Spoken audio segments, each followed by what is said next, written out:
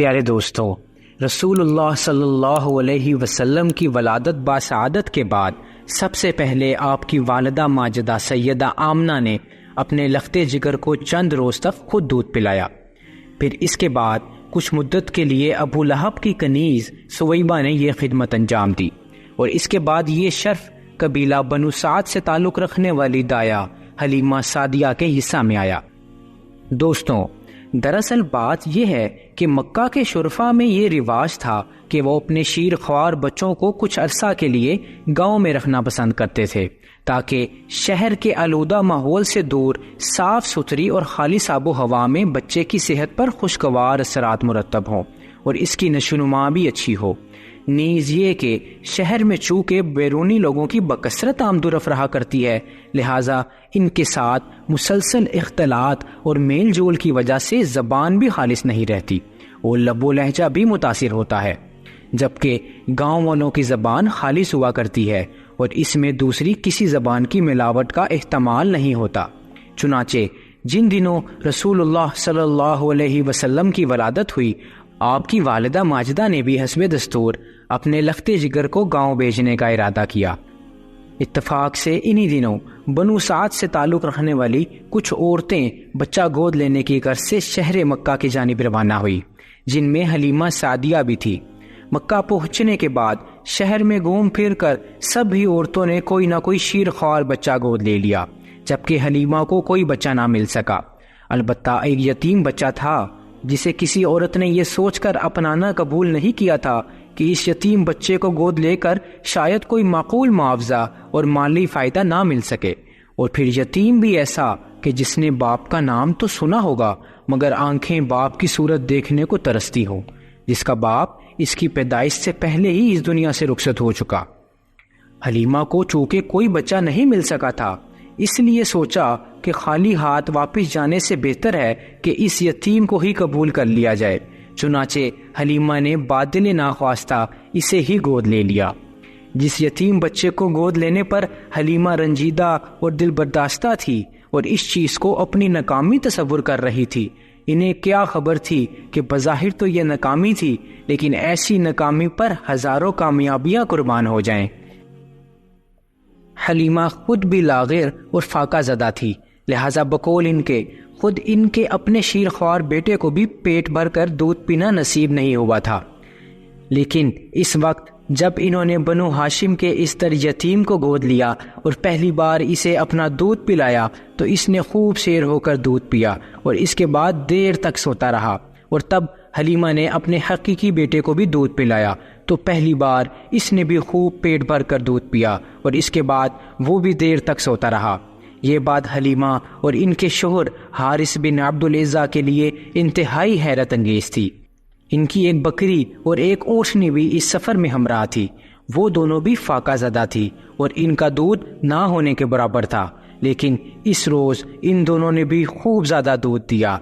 حلیمہ اور ان کے شوہر نے بھی اس روز خوب جی بھر کر دودھ پیا۔ گاؤں سے مکہ شہر کی طرف آتے وقت کیفیت یہ تھی کہ حلیمہ کی گدی کمزوری کی وجہ سے سب سے پیچھے پیچھے چل رہی تھی، اور حلیمہ کی سہیلیاں بار بار رستے میں رک کر انتظار کرتی تھی۔ لیکن اب مکہ سے گاؤں کی طرف واپسی کا وقت آیا تو کیفیت یہ ہوئی کہ حلیمہ کی وہی گدی اس قدر چست اور تیز رفتار ہو گئی کہ سب سے آگے آگے دوڑنے لگی، جس پر حلیمہ کی سہیلیاں بار بار انہیں پیچھے سے پکارتی تھی کہ حلیمہ رک جاؤ، کچھ ہمارا بھی تو خیال کرو، اور بار بار پوچھتی تھی کہ حلیمہ کیا یہ وہی گدی ہے؟ حلیمہ جواب دیتی تھی ہاں یہ وہی تو ہے۔ اس پر وہ کہتی تھی باخدا اس کی تو شان ہی نرالی ہے۔ اس طرح گاؤں پہنچنے کے بعد ان کی کھیتی باڑی اور غلہ خوراک وغیرہ غرض یہ کہ ہر چیز میں نہایت تیزی کے ساتھ حیرت انگیز طور پر بہتری اور برکت کے آثار نمایاں ہوتے چلے گئے۔ خود حلیمہ کی صحت بھی بہت اچھی ہو گئی، جس پر وہ دونوں میاں بیوی انتہائی حیران بھی تھے اور بہت زیادہ خوش بھی تھے۔ حتیٰ کہ ایک روز حلیمہ کے شوہر نے انہیں کہا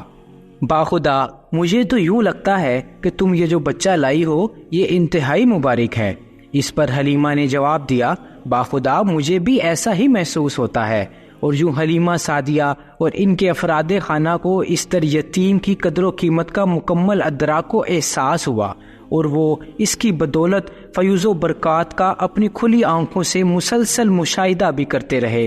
اور خوب مستفید و مستفیض بھی ہوتے رہے۔ 2 سال تو دیکھتے ہی دیکھتے گزر گئے۔ حلیمہ کا دل بالکل نہیں چاہتا تھا کہ یہ بچہ ان کی آغوش سے واپس چلا جائے، لیکن مدت رضاعت یعنی دودھ پینے کی مدت پوری ہو چکی تھی، لہٰذا اب بادل ناخواستہ وہ اسے اس کی والدہ کے پاس مکہ لے گئی۔ بچے کی والدہ نے اپنے لخت جگر کی اتنی اچھی صحت دیکھی تو وہ انتہائی خوش ہوئی۔ ماں کی یہ خوشی دیکھ کر حلیمہ نے موقع مناسب سمجھا اور ڈرتے ہوئے کہا، آپ دیکھ رہی ہیں کہ گاؤں کی صاف ستھری فضا میں بچے کی صحت کتنی عمدہ ہو گئی ہے، لیکن اب مجھے یہ فکر ستا رہی ہے کہ کہیں ایسا نہ ہو کہ اب یہاں شہر میں اس کی صحت خراب ہو جائے، اس لیے میں چاہتی ہوں کہ اگر آپ اجازت دیں تو میں بچے کو مزید کچھ عرصہ کے لیے واپس اپنے ہمراہ لے جاؤں۔ بی بی آمنہ دیکھ ہی چکی تھی کہ بنی سعد کے گاؤں میں رہتے ہوئے بچے کی صحت خوب عمدہ ہو گئی ہے اور وہاں کی آب و ہوا اس کو خوب موافق آ گئی ہے۔ نیز انہوں نے اپنے لخت جگر کے لیے حلیمہ کا جب یہ جذبہ اور پیار بھی دیکھا تو وہ مسکرائی اور مزید کچھ عرصہ کے لیے بچے کو لے جانے کی اجازت دے دی۔ دوستوں، حلیمہ اس بچے یعنی رسول اللہ صلی اللہ علیہ وسلم کی واپسی پر بہت خوش تھی، اور یوں بنو سعد کے گاؤں میں مزید 3 سال اور کل 5 سال گزر گئے، لیکن ایک روز نہایت عجیب واقعہ پیش آیا جس کی وجہ سے حلیمہ انتہائی خوفزدہ اور پریشان ہو گئی۔ ہوا یہ کہ بچہ ایک روز جب گاؤں کے دوسرے ہم عمر بچوں کے ہمراہ کھیل کود میں مشغول تھا کہ اچانک وہاں کوئی اجنبی شخص نمودار ہوا اور اس نے بچے کو زمین پر لٹا کر اس کا سینہ چاک کر دیا۔ دوسرے بچوں نے جب یہ منظر دیکھا تو گھبرا گئے اور فوراً دوڑتے ہوئے حلیمہ کے گھر پہنچے اور کہنے لگے کہ اماں جلدی کرو، کسی نے محمد صلی اللہ علیہ وسلم کو قتل کر دیا ہے۔ حلیمہ انتہائی پریشانی کے عالم میں وہاں پہنچی تو دیکھا کہ گھبراہٹ کی وجہ سے آپ صلی اللہ علیہ وسلم کا چہرے کا رنگ قدرے بدلا ہوا ہے۔ دوستوں، در حقیقت وہ اجنبی شخص جبرائیل امین علیہ السلام تھے جو اللہ کے حکم سے وہاں آئے تھے۔ انہوں نے رسول اللہ صلی اللہ علیہ وسلم کا سینہ چاک کر کر قلب مبارکہ باہر نکالا اور اس میں سے سیاہ نقطے کی مانند جمے ہوئے خون کا ایک چھوٹا سا ٹکڑا نکال کر یہ کہتے ہوئے پھینک دیا کہ یہ شیطان کا حصہ ہے، یعنی اس حصے کو دل سے نکال کر پھینک دیا تاکہ شیطان کبھی آپ پر غالب نہ آ سکے۔ پھر آپ کے دل کو سونے کی تستری میں رکھ کر آب زمزم سے دھویا، اس میں ایمان و حکمت کا جوہر بڑھا اور پھر اسے اسی طرح جوڑ کر سینے میں اس کے مقام پر رکھ دیا۔ دراصل یہ اللہ سبحانہ تعالیٰ کی طرف سے اپنے حبیب کے لیے ایک قسم کا روحانی آپریشن تھا اور سامان عصمت تھا۔ اس حادثے کی وجہ سے حلیمہ سعدیہ بہت زیادہ گھبرا گئی اور آپ کی سلامتی کو مد نظر رکھتے ہوئے چند روز بعد آپ کو مکہ شہر میں آپ کی والدہ ماجدہ کے پاس لے کر حاضر ہوئی اور تمام واقعہ بیان کر دیا۔ حضرت آمنہ اس واقعے کو سن کر بالکل ہراساں نہ ہوئی اور ان انوار و تجلیات اور ان خیرات و برکات کو جو زمانہ حمل اور ولادت باسعادت کے وقت ظاہر ہوئے تھے ذکر کر کے یہ فرمایا کہ میرے اس بیٹے کی شان بہت بڑی ہے، اس مولود و مشعود تک شیطان کی رسائی ناممکن ہے، تم مطمئن رہو، اس کو کوئی تکلیف نہیں پہنچ سکتی۔ یہ سن کر حلیمہ مطمئن ہو کر اپنے گھر واپس ہو گئی اور آپ صلی اللہ علیہ وسلم اب اپنی والدہ ماجدہ یعنی حضرت آمنہ کے پاس ہی رہنے لگے۔